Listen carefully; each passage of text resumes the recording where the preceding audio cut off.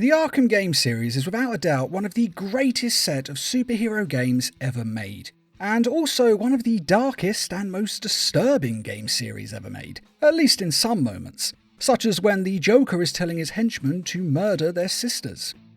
Joker told me to kill my sister once. Did you do it? Hell yeah! Never liked her anyway. You're cold, man. Funny thing, he said the same to me. I told him I didn't even have a sister. He just kept telling me to do it. So I got in my car and ran over the first bitch I saw. Joker seemed happy. And then there's the medium creepy bits, such as when henchmen are discussing whether Mr. Freeze's wife, who is frozen in ice, is hot. Did you see what she looked like? Is she hot? She's in a block of ice. If you thawed her out, would she be hot? Way I understand it, if she thaws out, she's dead. But to answer your question, yeah, she's kinda good looking in a near-dead, frozen sort of way, I guess. Nice. What's wrong with you? But then there are the moments that are glossed over, but are actually pretty messed up. She got a little drunk and killed her classmates. Butchered them all with a potato peeler. What? So on prom night, we try to make sure she's tied down. And we're going to take a look at these darkest moments, ones that are part of the universe but can easily be overlooked as they blend in quite well with the other dark moments, starting with Arkham Knight and the Batgirl DLC.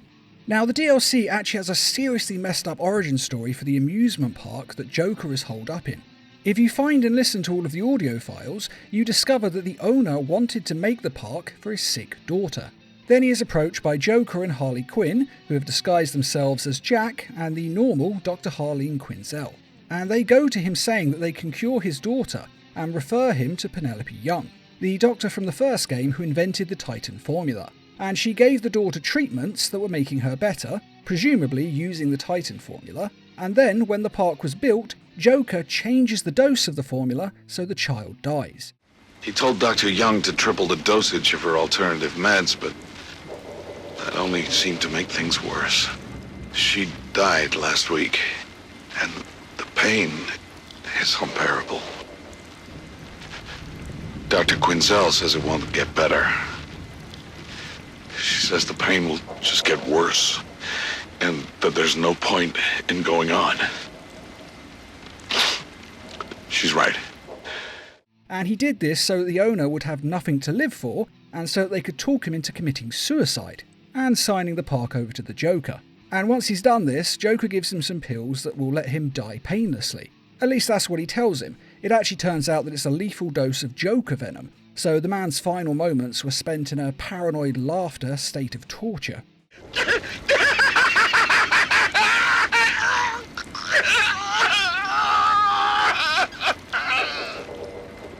I mean, that is pretty disturbing, and one of the most messed up moments of the game, but there are some other very strong contenders, such as pretty much everything to do with the Calendar Man. In Arkham City, he is locked up below the courthouse, and if you keep visiting him on different holidays, then he will keep telling stories about himself and the crimes that he has committed on these various holidays, including descriptions of how he murdered his own mother and father on Mother's Day and Father's Day.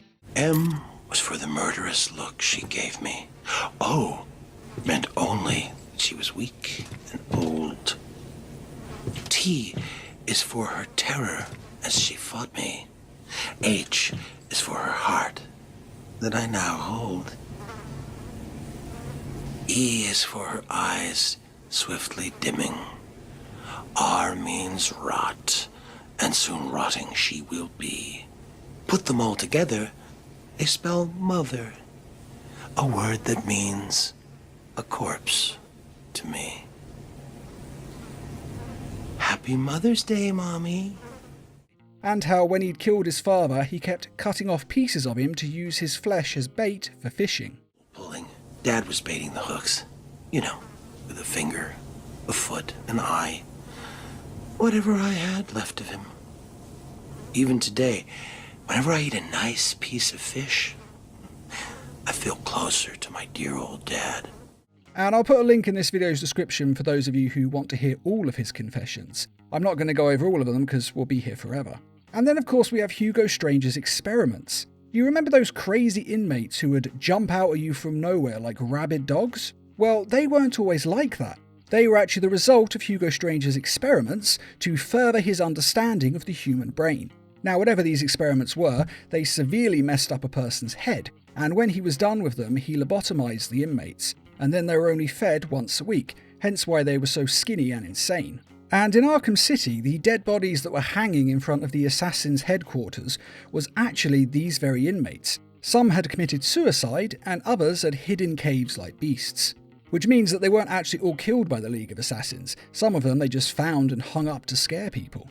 And you may wonder why Hugo Strange did all these experiments, and it's actually quite simple. He wanted a way to figure out how to mind control people, and he succeeded. And he used the techniques he had learnt by experimenting on these inmates, on the Tiger Guards, to make them zealously loyal and obedient. I mean, the guy is clearly a pathological narcissist. He also gave serums to Quincy Sharp, the warden of Arkham Asylum and later mayor of Gotham, and these serums were most likely under the guise of treating Quincy Sharp's schizophrenia, which he does actually have in the game. But in actuality, they were making him Strange's puppet, which is why he did everything he was told, and part of the reason why he built Arkham City in the first place. And in Arkham Knight, we find out that when Quincy Sharp was in prison, following the events of Arkham City, he was still being affected by these treatments, and there was a kind of fail-safe in place, and so he hallucinated that Hugo Strange was visiting him and told him to hang his bedsheet like a rope from the light fixture in the ceiling, and he made him hang himself. This was a kind of fail-safe put in there when he did his experiments on him.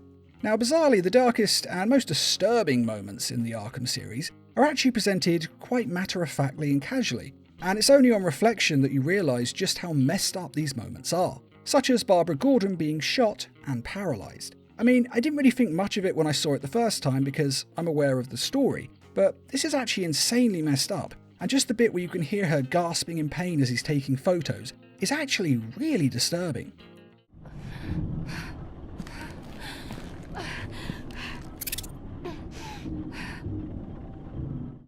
And in the case of Jason Todd's torture, I didn't even notice that he was wrapped in barbed wire the first time that I played through the story, or really think about how painful being branded on his face must have been. No, no, please, no, no! And it took me a while to notice that his character later as Red Hood and Arkham Knight is always hunched over, and that's most likely because of the year he spent bent over in agony wrapped in this barbed wire. And if you read the comics, it actually goes into a lot of detail about how all of Batman's Rogues Gallery would take turns torturing him. Joker basically had him holed up in Arkham Asylum, and they would just pay for little slots to go in and inflict punishment on him. I mean, it is so insanely messed up. But the weirdest part is, that's not actually the most twisted moment in this story. Now, we all know his story of going to the Joker and then getting captured. That's how the whole he kills him and later becomes Red Hood thing happened. But the reason that Jason Todd went after the Joker alone in the first place is because the Joker had gone to a kindergarten class and had chopped up the bodies of all the small children and then mismatchingly sewn their bodies back together so that they were some sort of insane art project of puppets all stuck together. And it was so revolting and so disgusting that Jason decided to kill the Joker once and for all. And the reason he went alone was because he knew Batman would stop him, and he didn't want to stop him. He thought he was doing the world a favour and that he was doing Batman a favour. And it does have to be said that even by Joker's standards, that is a seriously messed up thing to do. And speaking of Jason, if you actually play the Arkham VR, the first one, not the new Arkham Shadow one, well, there's actually a moment where you can hear the screams of Jason Todd as he's being tortured, which is way creepier than the Arkham Knight scenes of torture.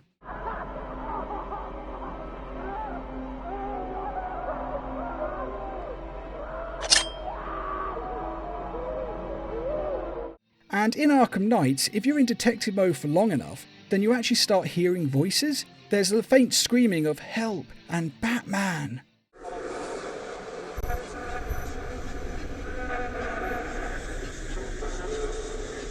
And there's actually a lot of theories on what these are, and no one knows if they're real or just in Batman's head, but they are creepy as hell the first time you come across them.